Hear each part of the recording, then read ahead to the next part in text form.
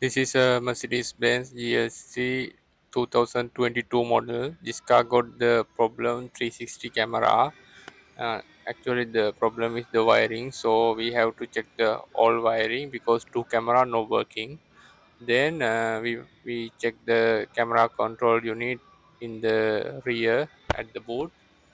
Then we have to change the camera. So here you can see the wire harness, and this is the front camera location and the wire harness.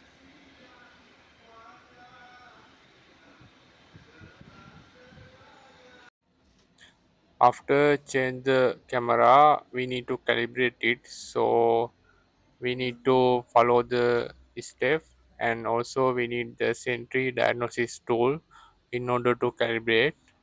So here I'm doing the calibration. So you have to drive the vehicle. So this is the all part.